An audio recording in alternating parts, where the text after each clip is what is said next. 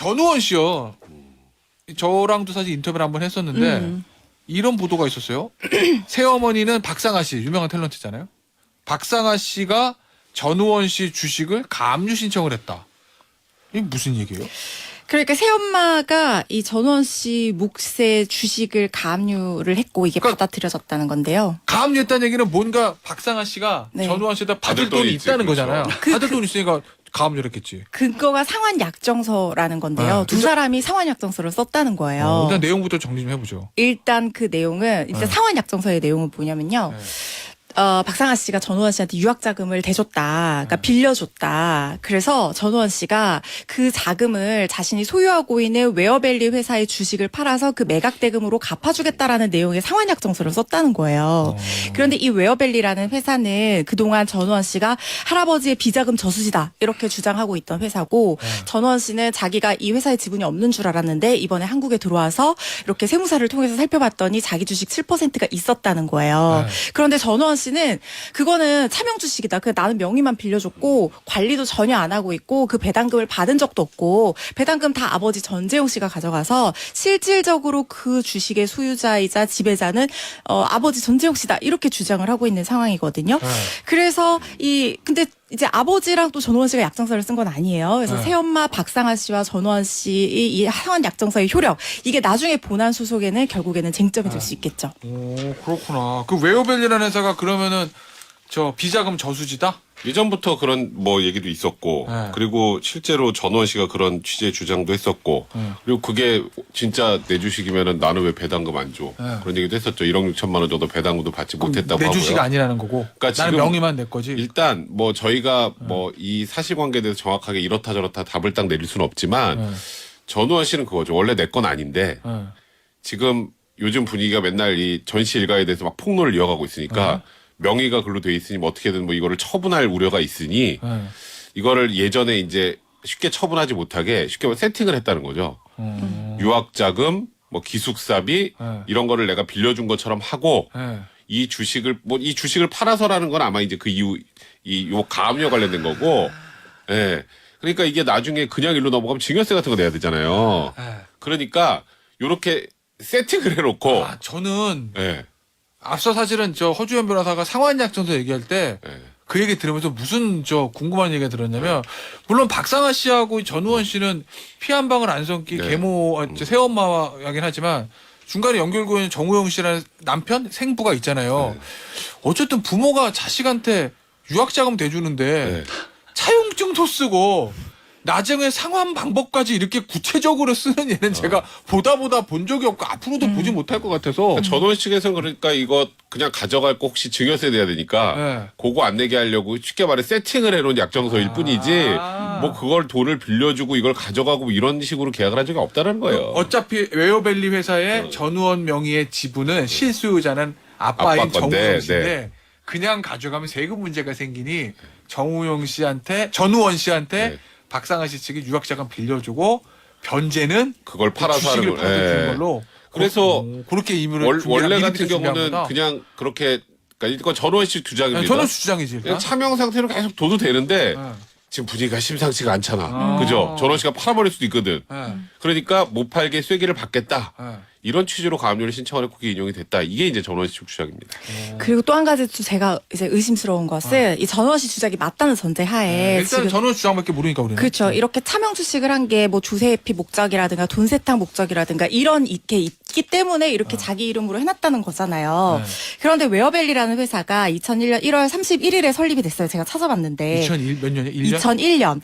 그런데 2001년 7월 이전에 설립한 법인 같은 경우에는 이 명의신탁한 차명 주식이라도 쉽게 환원을 할 수가 있어요. 단 조세회피 목적이 없었다는 걸 입증을 해야 돼요. 그러니까 이게 좀 약간 앞뒤가 약간 맞아 들어가는 부분이 있잖아요. 조세회피 목적이 있었으니까 이게 쉽게 돌려받지 못하고 그러면은 증여세 같은 세금 문제에서 자유로워질 수 있거든요. 그런데 그러지 못하고 지금 15년이 지금 넘은 상황이라고 하면 지금 만약에 이걸 돌려받으면 백 변호사님 말씀하신 것처럼 증여세 폭탄 맞을 우려가 있거나 아니면 뭐 양도소득세도 지금 전원 씨 문제 발생할 우려가 있고 또 그동안 배당금 받은 거 있잖아요. 배당금에 대한 소득세 문제도 또 발생을 할 수가 세금 문제가 있어요. 많이 생기네. 그래서 지금 이 상환 약정서로 상당히 간략하게 세팅을 해놓은 것이 아닌가 저도 그런 생각이 들더라고요. 이 얘기를 들으면서 이 양 변호사가 지금 지그시 계속 웃고 있거든요. 뭔가 한 칸을 지금 숨기고 있는 거야. 아니 그렇지 않아요? 그래요? 네. 그냥 웃은 거예요? 그냥 설명들이 좀 복잡한 거 아닌가 들으신 분들이 쉽게 저도 이제 사건을 쉽게 이해가 잘 안 갔거든요 처음에는. 근데 나 궁금한 거 있어요, 양 변호사. 그러면 전우원 씨 말대로 하면 네. 이건 그냥 이 차용서를 가짜, 그러니까 쉽게 얘기하면 가짜로 가짜 허위 내용을 쓴 거라는 거잖아요. 그렇죠.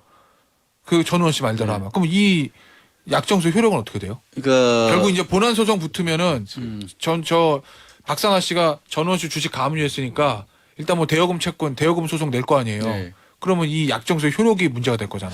그러니까 5억 원 가량을 다시 한번 정리하면 5억 원 가량을 돌려달라고 박상아 씨가 얘기를 하면서 너 주식 갖고 있으니까 그 주식 팔아서 그거 돈 돌려다 줘라고 지금 주장을 하고 있다라는 얘기잖아요.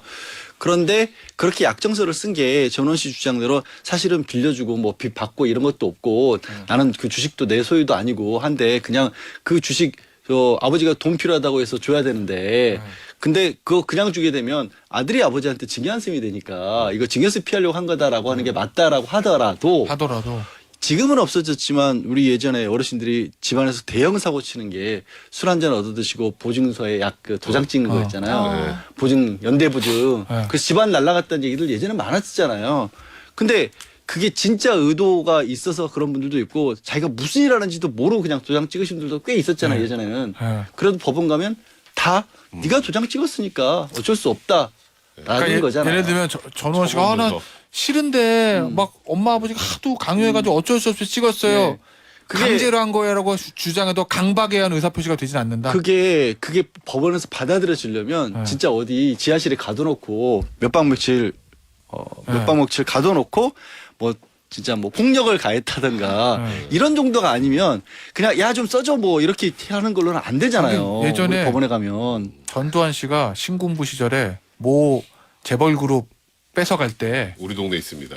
그러니까 저 운동화 만드는 그 회사 뺏어갈 때 며칠 가둬두고 하다가 사인했거든요. 네. 그것도 이제 나중에 내가 그 당시에 하도 압박과 회유가 있어서 사인했다. 강박에 의한 의사표시 주장에다 받아들여진 않았지 법원에서. 네, 쉽게 안 맞아요. 받아들여지거든요. 했잖아. 그러니까 어쨌든 성년자니까 그래서 그럼. 쉽지 않을 거라는 거예요. 이건 어때요? 쉽게 얘기하면 전우원 씨, 내가 전우원 씨 변호사 다니도 왜 그러지? 전우원 씨가 이거 짜고 치는 고스톱인데요. 소위 말하는 전문 용어로 하면 통정 허위 표시. 네. 무효다 이거 주장하면. 저는 거기에서 좀 의미는 있을 것 같아요. 그러니까 저희가 실제로 배당금을 어떻게 받았는지 뭐 안 받았는지 전원 씨는 안 받았다고 하니까 안 받았다면 자기 아니잖아요.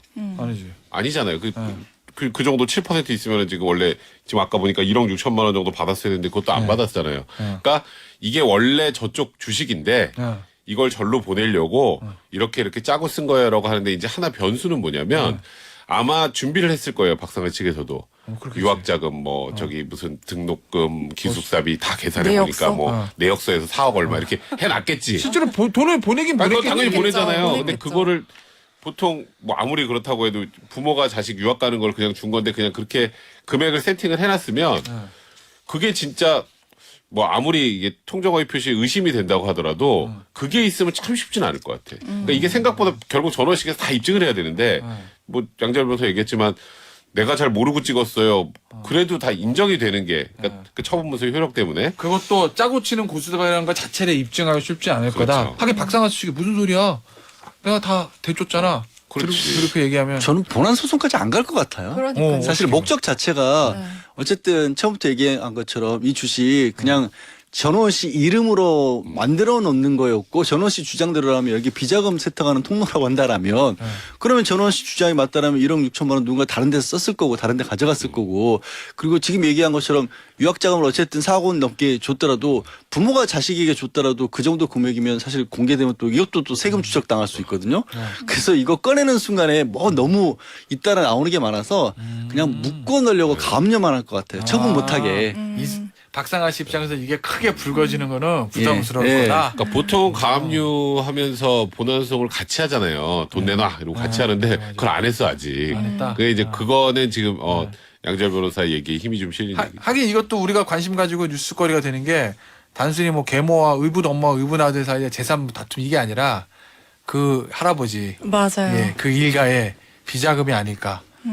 빨리 추징금 마련해야 되는데 이것 때문에 사실 저희가 이게 뉴스거리가 더 관심 가지는 거잖아요. 그러니까 박상한 씨 측도 부담이 있을 거다 이 얘기구나. 근데 전우원 씨가 자기가 그 주식 매각 자기 소유를 할 생각이 없다 이렇게 얘기를 해왔잖아요. 근데 이제 그게 박상아 씨 내지는 전재영 씨 쪽으로 다시 들어가는 게 상당히 좀 불합리한 측면이 있다고 해서 우리가 이런 걸 고민하는 것 같은데 만약에 전우원 씨가 그런 문제를 배제하고 정말 거기에 대해서 생각이 없다고 하면 그냥 뭐 본안 가더라도 조정해주거나 합의해서 이거 주겠다고 하고 가압류 그냥 해제하면은 생각보다 간략하게 끝날 수도 있을 것 같아요. 알겠습니다. 요 얘기는 여기서 마무리하고.